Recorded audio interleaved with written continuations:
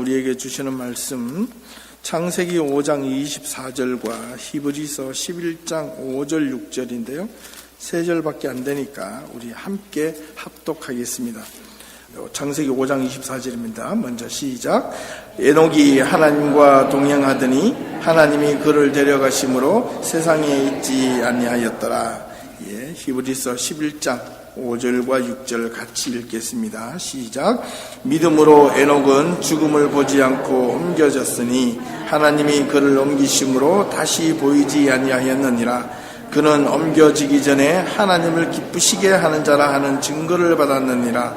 믿음이 없이는 하나님을 기쁘시게 하지 못하나니 하나님께 나아가는 자는 반드시 그가 계신 것과 또한 그가 자기를 찾는 자들에게 상 주시는 이심을 믿어야 할지니라. 아멘. 목사님 동행, 말씀과 동행하기라는 제목으로 이충희 목사님 말씀 전해 주시겠습니다.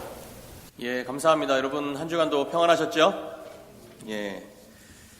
특별히 새해를 맞이해서 우리 예담교회 그리고 시냇가에 심은 초대교회 두 교회 성도 여러분들의 가정 위에 하나님의 은혜와 사랑과 축복이 충만하시기를 다시 한번 간절한 마음으로 기원드립니다. 우리 이 시간 옆에 있는 분들과 함께 이렇게 한번 인사해 보도록 하겠습니다. 오늘 말씀의 제목처럼 주님과 동행하는 한 해가 됩시다. 한번 인사해 보시겠어요?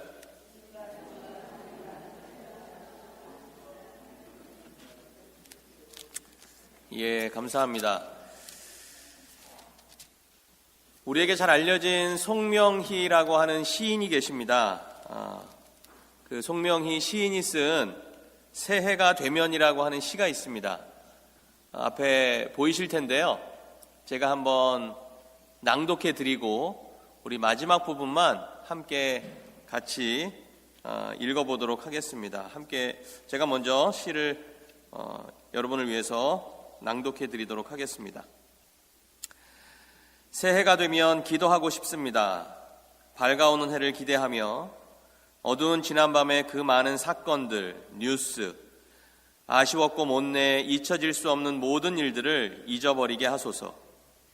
예수 그리스도의 군사답게 앞만 바라보며 가게 하소서. 세상 뒤를 미련 삼아 스리슬쩍 바라본 뒤 돌아보기는 롯의 아내가 가진 전유물로 충분합니다. 이제 새해가 되면 과감하게 어제의 모든 것을 잊는 결단의 용기를 주소서. 새해가 되면 일어서게 하소서. 베데스다의 그 표적이 나의 생활 중심에도 일어나게 하소서. 새해가 되면 성경을 읽게 하소서. 예수 그리스도의 살이 된 말씀과 주님의 사진인 성경을 보고 먹으며 그 안에서 살게 하소서. 새해가 되면 찬송하게 하소서.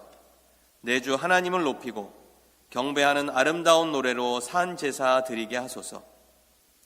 새해가 되면 시대를 잘 분별하게 하소서. 무감각과 무관심으로 방관하지 말게 하시며 일시적인 흥분제로 악영향을 끼치지 말게 하소서. 새해가 되면 말씀을 전하게 하소서. 때를 얻든지 못 얻든지 수단과 방법을 다 동원해서 그리스도의 복음을 전하게 하소서. 마라나타 주님이 세상에 다시 오실 것을 믿습니다. 휠체어에서 보는 불완전한 세상은 얼마 남지 않았음을 확신합니다. 새 포도주는 새 부대에 넣어야 둘이 다 보존되느니라. 새해가 되면 그리스도의 피로 모든 더러워진 것이 깨끗하게 씻어지게 하소서. 그래서 주님의 형상 만드소서. 참 좋은 시죠. 그리고 지금 이 시기에 딱 어울리는 시라고 생각합니다. 특별히 이 시 중에서 마지막 부분이 참 마음에 와서 닿습니다. 그래서 이 마지막 부분만 우리가 같이 한번 한 목소리로 읽어보도록 하겠습니다. 마라나타, 여기서부터 한번 읽어보도록 할게요. 함께 읽습니다. 마라나타, 주님이 세상에 다시 오실 것을 믿습니다. 휠체어에서 보는 불완전한 세상은 얼마 남지 않았음을 확신합니다. 새 포도주는 새 부대에 넣어야 둘이 다 보존되느니라. 새해가 되면 그리스도의 피로 모든 더러워진 것이 깨끗하게 씻어지게 하소서. 그래서 주님의 형상 만드소서. 여러분 아시는 것처럼 이 송명희 시인은요, 몸이 불편하신 분입니다. 자신의 휠체어에 앉아서 세상을 바라보니까 이 세상에 사는 모든 사람들이 몸이 건강하든 건강하지 않든 불완전함 속에서 살아가고 있는 것을 보게 되었다고 하는 거겠죠. 그리고 그들을 향해서 강력하게 이렇게 도전하고 있는 것입니다. 마라나타, 예수 그리스도의 다시 오심을 준비하는 마음으로 살라는 것입니다. 뿐만 아니라 새로운 인생을 살아가기 위해서 새로운 인생에 새로운 것들을 담으라고 하는 것이죠. 결국 예수 그리스도의 동행, 그리고 예수 그리스도와 함께 하는 것만이 이러한 새로움을 이루어낼 수 있다고 말하고 있는 것입니다. 여러분, 오늘 말씀의 제목은 동행입니다. 우리 지난주에 박 목사님이 합력하여 선을 이루는 교회라고 하는 대주제 안에 대한 말씀을 전하셨고요. 오늘은 첫 번째로 우리가 말씀과 동행하는 그 동행의 한 해가 되자라고 하는 말씀을 여러분과 나누려고 하는 것입니다. 합력하여 선을 이루는 공동체가 되기 위해서 정말 이 땅에 하나님과 함께 협력하여 하나님의 선을 이루어드리는 삶을 위해서 우리에게 가장 필요한 것, 그것이 바로 동행이기 때문입니다. 이 동행이라고 하는 단어를 가만히 생각해 보시면 동행이라고 하는 것이 완성되기 위해서는요, 반드시 채워져야 할 필요 충족 조건들이 있습니다. 첫 번째는 동행을 하려면 반드시 두 사람 혹은 그 이상의 사람들이 함께 해야 한다는 것이에요. 혼자 가는 길은 동행이라고 말하지 않기 때문에 그렇죠. 또 두 번째는요, 동행이 되기 위해서는 같은 방향, 같은 길, 같은 곳을 향해 떠나야 한다는 것입니다.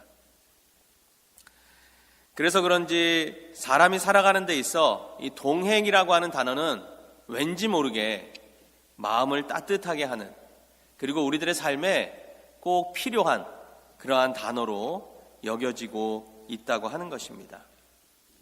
누군가와 함께 가는 길, 누군가와 함께 하는 일, 누군가와 함께 하는 삶, 그것이 바로 동행이기 때문입니다.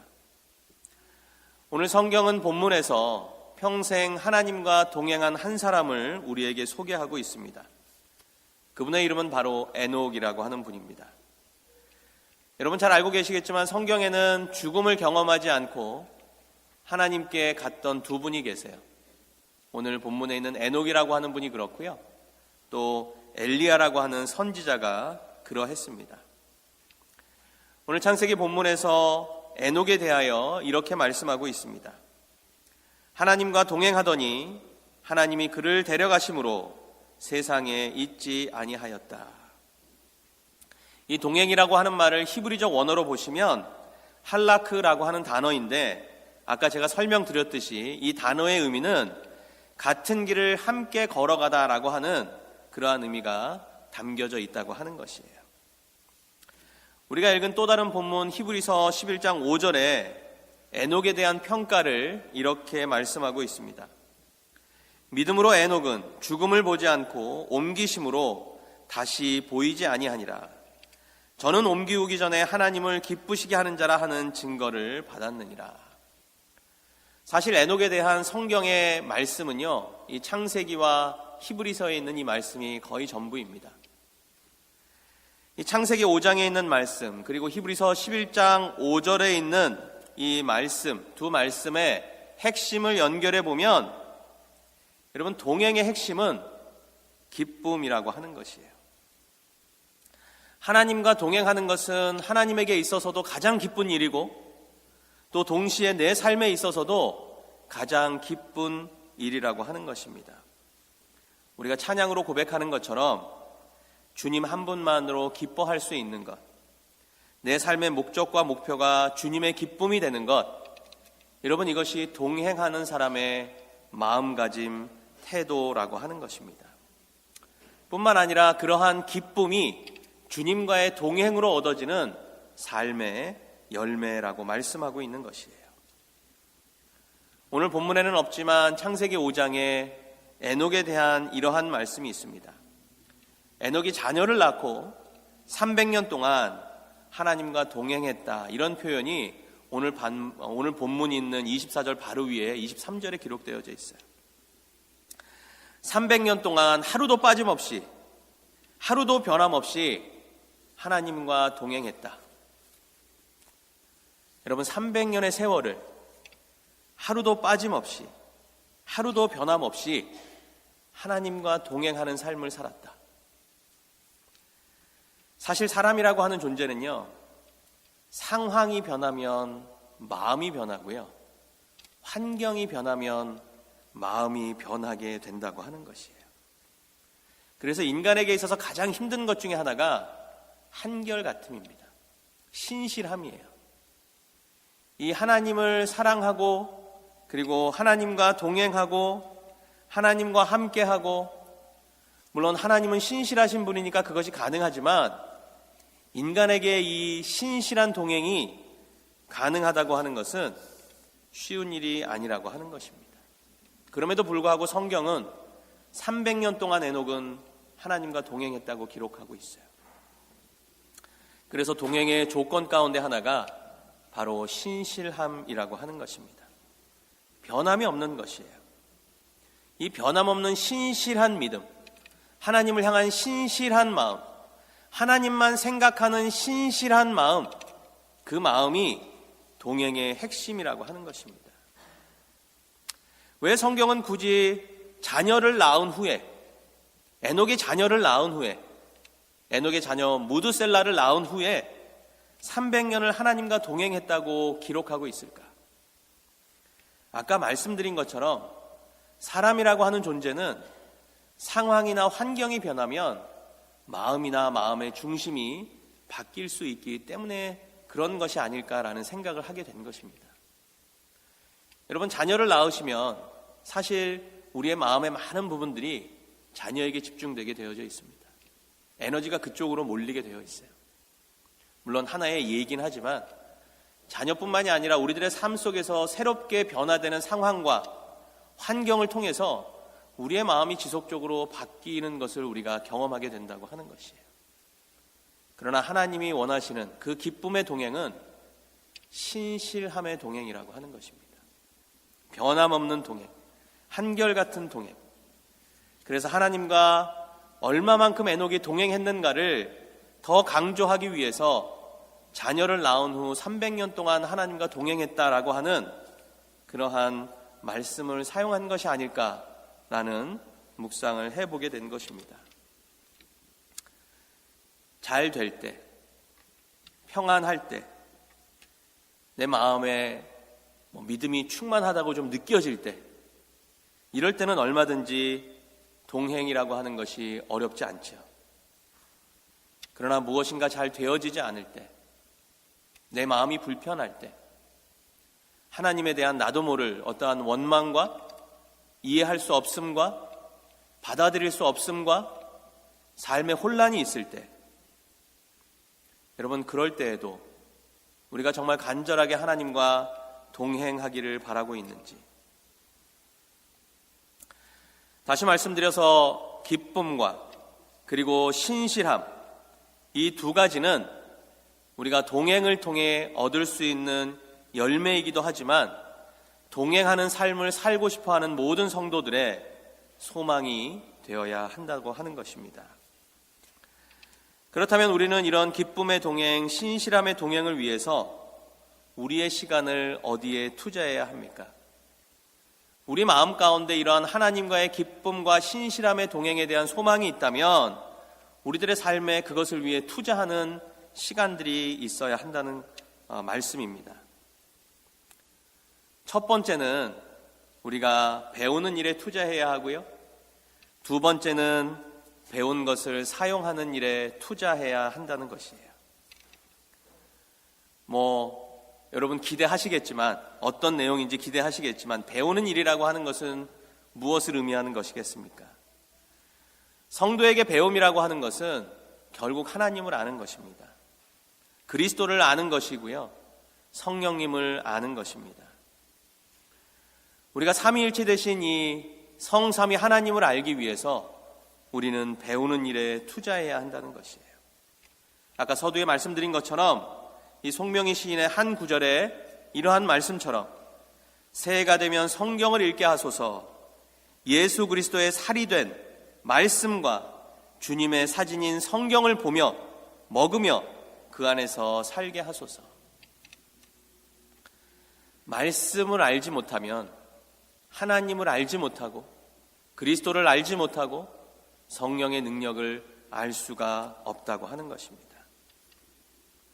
너무나 뻔한 말씀일 수 있지만 우리가 성경을 읽고 성경을 묵상하고 성경을 외우고 성경을 공부하고 뿐만 아니라 아는 것을 순종하고 적용하면서 사는 것, 이것이 동행, 하나님과 동행의 가장 기본적인 삶의 모습이라고 하는 것이에요.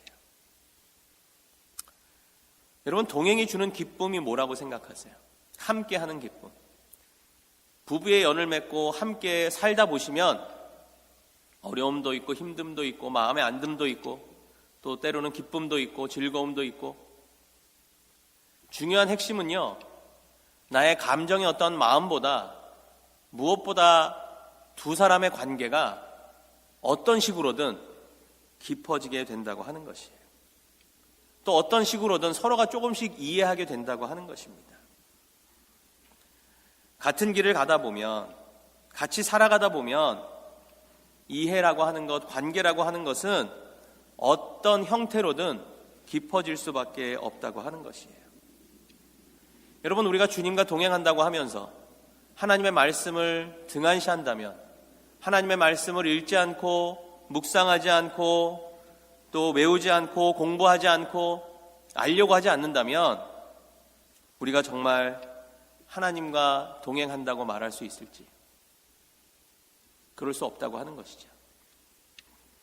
하나님의 말씀을 우리가 관심이 없으면서 내가 하나님과 동행하는 삶을 원하는 것도 또 살고 있다고 말할 수 있는 것도 할 수 없다고 하는 것입니다.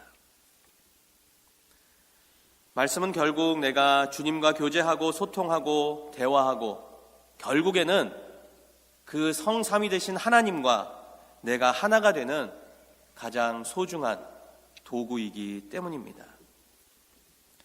제가 지난주 화요일 날 묵상 말씀 중에 이러한 내용을 좀 나누었습니다.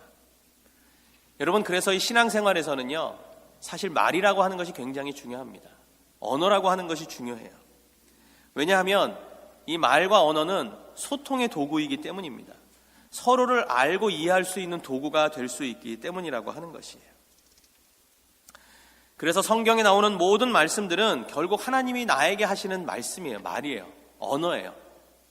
그리고 나에게 하시는 대화라고 말씀드릴 수 있는 것입니다. 똑같은 말씀이지만 그 하나님과 나와의 대화 가운데 내가 그 말씀을 읽고 묵상하고 암송하고 배우지 않는다고 한다면 결코 하나님과 소통할 수 없다고 하는 것입니다. 하나님의 뜻을, 하나님의 마음을, 내 삶에 지금 역사하시는 하나님의 그 의도를 이해할 수 없다라고 하는 것이죠. 그래서 결국 우리는 하나님과 소통해야 합니다. 왜냐하면 소통이 동행의 핵심이기 때문에 그래요. 여기서 우리가 한 가지 주의할 것이 있는데, 내가 하나님과 대화한다, 하나님의 뜻을 안다 라고 했을 때 어떤 곳에 가면 하나님의 음성을 듣는다, 음성을 듣는 법을 가르쳐준다 라고 하는 곳이 있습니다. 여러분, 결코 하나님의 음성이나 하나님이 나에게 하시는 말씀은 공식이나 방법으로 이루어지는 것이 아니에요. 우리가 이런 것에 대해서는 잘 경계하고 그리고 잘 분별할 수 있는 마음들이 필요하다라고 하는 것입니다. 어떤 공식, 어떤 방법을 통해서 내가 하나님의 음성을 듣는 것이 아니라 내가 늘 말씀 가운데 거하고 있는가 그렇지 않은가가 중요하다고 하는 것입니다. 내가 말씀 가운데 있으면 이 말씀이 나에게 하나님의 말씀으로 들려지기 때문에 그렇다고 하는 것이죠. 내가 말씀 가운데 거하고 싶어하고 내가 그 말씀을 순종하고 싶어하고 그리고 내 말씀을 통해서 위로받고 싶어하고 말씀을 통해서 내가 능력을 얻어서 이 힘든 일을 이겨내기를 원하고 또 말씀을 통해서 내가 새롭게 되기를 원하고 말씀을 통해서 내가 통회하고 반성하고 내 심령의 회복을 원하고 하는 그러한 마음들이 결국 말씀을 통해 말씀하시는 하나님과 소통하고 그 소통을 통해 동행하는 삶을 가질 수 있게 된다고 하는 것입니다.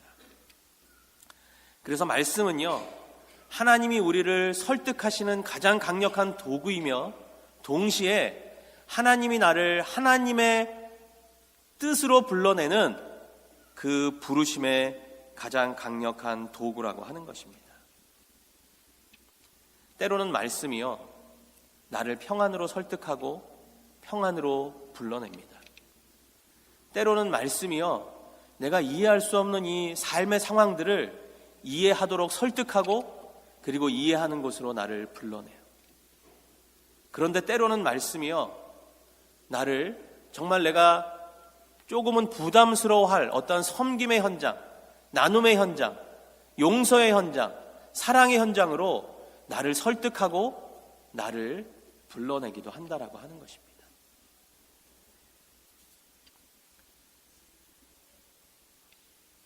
우리가 그것에 순종하고 그것에 결단하고 그렇게 살아가는 것, 그것이 바로 주님과의 동행을 통해 주님이 이루시고자 하는 참된 기쁨의 삶의 모습이라고 하는 것이에요. 그래서 좀 더 생각해 보면 우리들의 삶의 현장 속에요, 매 순간마다 예수님이 머무시는 곳이 있습니다. 그리고 예수님이 머무시는 그곳으로 사실은 말씀을 통해 우리에게 설득하시는 거예요. 그리고 예수님이 머무시는 그곳에 우리도 함께 머물 수 있도록 우리를 불러내신다고 하는 것입니다. 때로는 믿지 않는 친구들을 만났을 때 그 믿지 않는 친구들을 향한 예수 그리스도의 머무시는 마음, 그 마음에 우리도 동일하게 그 긍휼과 또 애달른 그 마음을 가질 수 있도록 우리를 불러내신다고 하는 것입니다. 뿐만 아니라 이 땅에 많은 사람들이 아파하고 소외되고 어렵고 힘들고, 사실 우리가 조금만 주위를 둘러보면 우리 주위에도 계세요. 우리와 상관이 없는 분들도 있지만 우리와 상관이 있는 분들 가운데도 계시다고 하는 것이에요. 그리고 그분들을 향한, 그분들 곁에 계시는, 그분들과 함께 하시는 예수 그리스도가 우리와 동행을 통해서 우리를 그곳으로 불러주신다고 하는 것입니다. 함께 그곳에 머물기를 원하신다라고 하는 것이에요. 조금은 쉽게 말씀드려서 예수 그리스도와 내가 동행하는 삶이 나와 예수 그리스도의 동행에만 멈추는 것, 머무는 것, 그리고 거기에만 초점이 맞춰지는 것이 아니라 이 땅 가운데 예수 그리스도와 동행해야 할 모든 사람들의 삶 가운데 우리가 예수 그리스도의 마음으로 함께 동행하기를 바라고 계신다고 하는 것입니다. 여러분, 이것이 제가 아까 말씀드린 두 번째, 배운 것에 투자하는 그러한 삶의 모습이라고 하는 것이에요. 우리가 부르는 찬송가 중에는 이 동행이라고 하는 말씀 단어들이 참 많이 나옵니다. 아까 우리 봉헌송에도 동행에 대한 찬양을 했죠. 또 이런 찬양도 있습니다. 주님 나와 동행하면서 나를 친구 삼으셨네. 우리 서로 받은 그 기쁨을 알 사람이 없도다. 아까 우리 불렀던 찬양입니다. 또 다른 찬송에는 주 예수와 동행하니 그 어디나 하늘나라. 여러분, 아까 서두에도 말씀드렸지만 주님과의 동행은 세상이 줄 수 없는 기쁨을 가져다 주고요, 주님과의 동행은 내 삶의 조건과 상관없이 내가 하나님 나라에서 살아갈 수 있는, 늘 천국에 거할 수 있는 특권을 누리게 한다고 말씀하고 있는 것입니다. 그리고 이러한 삶의 모습은 결국 우리가 삶의 시간을 주님을 아는 것에 투자하고 우리가 만나고 경험한, 우리가 알게 된 그 주님의 뜻대로 살아가는 그 삶에 투자할 때 우리의 찬양의 고백처럼 이러한 기쁨의 삶, 그 어디나 하늘나라와 같은 삶을 살아가게 될 것이라고 하는 것입니다. 여러분, 올 2018년 한 해 무엇에 투자하시겠습니까? 우리가 어떻게 합력하여 선을 이루는 교회를 만들어 가시겠습니까? 이제는 주님과 동행하는 삶에 투자하시기 바랍니다. 배운 말씀을 나누고 사용하는 일에 투자하시기 바랍니다. 이것이 바로 주님의 기쁨, 그리고 주님과 더 깊은 교제, 주님과의 동행, 그리고 주님의 뜻을 이루어가는 복된 삶이기 때문입니다. 저와 여러분의 삶 가운데 이러한 모습이 300년의 삶 가운데 하루도 빠짐없이 주님과 동행했던 에녹처럼 우리도 우리들의 인생에 하루도 빠짐없는 주님과의 동행으로 이루어가는 복된 하루하루가 되시길 주님의 이름으로 축복합니다. 함께 기도하도록 하겠습니다. 하나님, 그렇습니다. 우리들의 삶에, 우리들의 믿음에, 우리들의 신앙의 목표가 있다면 주님과 함께 하는 것입니다. 주님과 함께 동행하는 것입니다. 그 동행을 통하여 이 땅에 예수 그리스도의 뜻이 이루어지도록 하는 것입니다. 하나님, 불완전한 이 시대를 살아가는 우리들에게 주님과의 동행을 통하여 이 땅의 빛으로, 소금으로, 은혜로, 역사로 살아가는 복된 주님의 사람들이 될 수 있도록 축복해 주시옵소서. 그래서 주님과의 동행을 통하여 합력하여 하나가 되는 공동체를 이루는 것뿐만 아니라 내 삶에 내가 어디를 가든 어디에 속해 있든 주님과의 동행을 통해 그것이 주 안에서 합력하여 선을 이루는 곳이 될 수 있도록 우리를 사용하시고 축복하여 주시옵소서. 날마다 말씀 앞에 설 때마다 나를 설득하시는 주님을 만나게 하시고 나를 불러내시는 주님을 만나게 하셔서 주님이 머무시는 그곳에 나도 함께 머무는 그 동행의 삶을 살아가는 복이 우리의 삶 가운데 매일 넘쳐나도록 또한 축복해 주시옵소서. 감사합니다. 주님, 예수님의 이름으로 간절히 기도하옵나이다. 아멘.